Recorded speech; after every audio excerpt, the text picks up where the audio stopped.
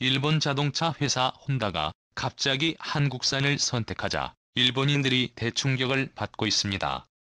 30일 일본 요미우리 신문은 해당 소식을 대서특필한 상태입니다. 혼다가 미국, 일본, 중국 3개 지역에서 각기 다른 배터리를 채택하겠다는 것인데, 일본에서는 중국 기업의 비전 제품을 하고 중국 시장에서는 키에테, 그리고 미국에서는 주행과 공동구매를 통해 LG에너지 솔루션 배터리를 쓰겠다는 내용입니다. 그런데 여기서 자국 배터리를 버릴 수밖에 없었던 놀라운 내막이 드러나 화제가 되고 있습니다. 과연 무슨 일이 있었기에 일본인들이 분노하는지 한번 살펴보겠습니다. 혼다는 2030년까지 신차 판매 100%를 전기차로 전환하겠다는 계획을 세운 바 있습니다. 도요타에게 하이브리드 주도권을 내준 지오레에게 전기차에서 승부를 보려 했던 것입니다. 이를 위해 2020년 자동차 경주대회인 포뮬러1 F2에서도 철수를 선언한 바 있습니다. 그동안 엔진에 혼다냐며 의사됐지만 내연기관의 종말을 예상했던 것입니다. 혼다가 한부는 LG와 합작전지 공장을 건설하는 것도 선택사항 중 하나라는 말까지 했습니다. 지분 공장 용지는 아직 확정되지 않았지만 40기가와트씩 규모가 될 것이란 분석입니다. 이는 고성능 순수 전기차를 기준으로 매년 60만 대를 생산할 수 있는 규모입니다. 금액으로 따지면 4조 원에 달하는 물량을 생산하는 것입니다. 혼다와 GM은 전기차 부품의 과반을 공유하기로 한 상태입니다. 2024년까지 선보일 전기차 2종에도 얼티원 배터리가 탑재될 예정입니다. 얼티원 배터리는 LG에너지 솔루션과 주융합 작사가 개발 중인 제품입니다. 그리고 2209년까지는 LG 배터리를 탑재해 SUV나 중소형 전기차를 내놓겠다는 계획을 밝히고 있습니다. 혼다는 일본인들의 반발을 예상해 차세대 전진정보체 전진엔 20년대 후반 실용화하겠다는 말을 덧붙인 상황입니다. 해당 소식을 접한 일본인들은 5,000개가 넘는 댓글로 분통을 터뜨리고 있습니다. 일부 반응을 보면 같은 성능이라면 한국 제품이 일본보다 싸다. 반도체와 같은 전철을 밟는 것 같다.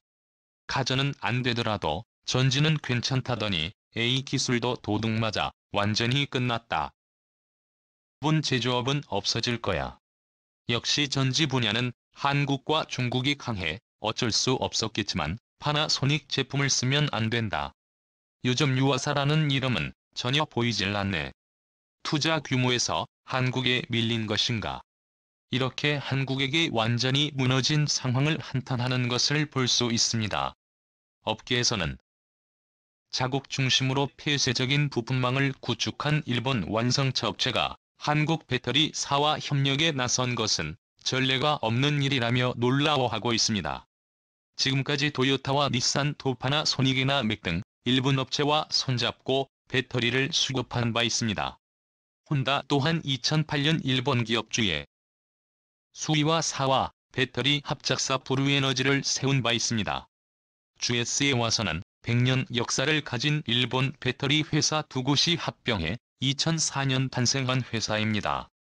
현재는 잘 알려지지 않았지만 당시만 해도 전 세계 배터리 점유율 7%를 보인 3위 업체였습니다.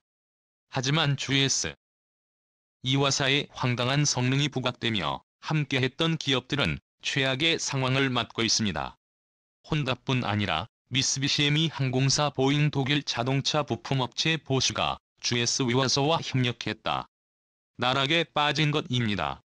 혼다와는 하이브리드 채용 미온 전지를 생산하기로 하며 합작사를 세웠고, 미쓰비시와도 리듬 에너지 재팬 레이를 세워 배터리 공급 계약을 맺은 바 있습니다. 그리고 미국 보잉에게는 2012년 말부터 리튬이온 배터리를 공급해왔습니다. 그런데 2013년 보잉 항공기에서 화재가 발생하자 전 세계는 충격에 휩싸였습니다. 배터리에서 열폭주가 발생해 838편에 달하는 항공기 운항이 취소된 것입니다. 일본 항공전이 17개, 전일본 공수 하나도 측이 정도 해당 항공기를 모았기에 타격이 컸습니다. 기존 항공기들은 니켈 카드뮴 배터리를 사용했지만 보잉은 일본의 기술력을 믿고 사용했던 것입니다.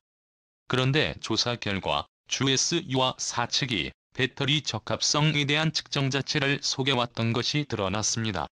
항공기에 장착된 것과 같은 조건에서 측정하지 않고 임의대로 실험을 했던 것입니다.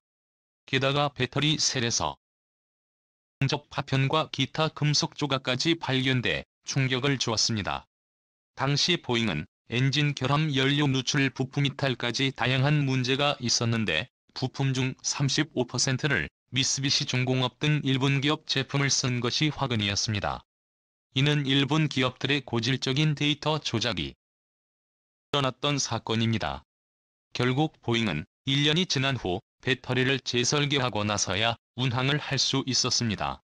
그리고 독일 자동차 부품사 보실 또한 2012년 삼성 SDI와 결별하고 일본 GS 와서와 협력했다가 땅을 치며 후회하고 있습니다. 보스는 2000년대 후반부터 전기차 배터리 분야에 큰 관심을 드러낸 바 있습니다. 2008년에는 삼성 SDI와 전기차 배터리 생산법인을 함께 설립하기도 했습니다. 셀 연구 개발은 삼성 SDI가 맡고 보신의 배터리 관리 시스템과 영업을 하기로 했던 것입니다. 그런데 2012년 보슈가 갑자기 삼성과 결별을 선언하자 업계는 의아해했습니다. 그 내막에는 일본 기업의 이간질이 자리 잡고 있었. 실제로 1년 후 보쉬는 주위의 수요사 그리고 미쓰비시와 전기차 배터리 합작사를 세운 것으로 나타났습니다.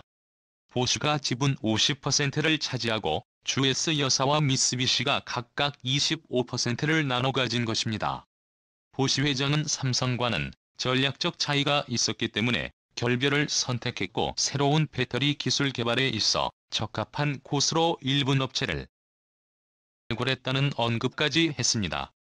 즉 일본 기업과 함께 한국을 능가해 버리겠다고 선언한 것입니다. 그들은 2021년을 목표로 차량용 리튬이온 전지 개발에 뛰어든 바 있습니다. 보쉬 회장은 5년 내 배터리의 주행거리가 2배가 되고 가격은 절반이 것이라며 자신감을 드러냈습니다. 실제로 2017년 1회 충전에 340km까지 주행할 수 있는 배터리를 선보이기로 했습니다. 그리고 2018년에는 헝가리의 배터리 공장 건설 계획까지 밝혔죠. 하지만 그들이 웃을 수 있었던 것은 딱 거기까지였습니다. 그들은 한국과의 경쟁에서 완전히 밀렸고 2020년 들은 합작사까지 접어버렸던 것입니다. 결국 GC와서는 에너지 저장 장치의 SLS와 하이브리드 차용 배터리의 생산에만 집중하겠다고 밝힌 상태입니다. 삼성과 지속했다면 상당한 경쟁력을 얻었겠지만 보쉬가 썩은 동아줄을 잡았던 것입니다. 실제로 삼성 SDI의 매출과 영업이익은 매년 가파르게 치솟고 있는 것을 혼다 또한 이런 이유로 GS와사와 함께하지 못하고 한국 업체를 택한 것입니다. 현재 혼다는 북미 시장에서 현대 기아차의 선전에도 대충격을 받고 있습니다.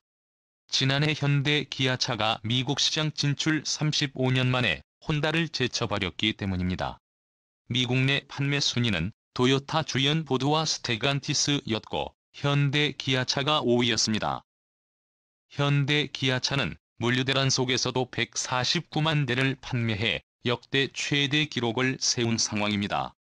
반면 혼다는 146만 대를 판매해 6위에 그친 것으로 나타났습니다. 게다가 현대 기아차는 2030년까지 미국 시장에서 친환경차 판매 비중을 50%까지 끌어올리겠다고 선언한 것도 혼다를 다급하게 하고 있습니다.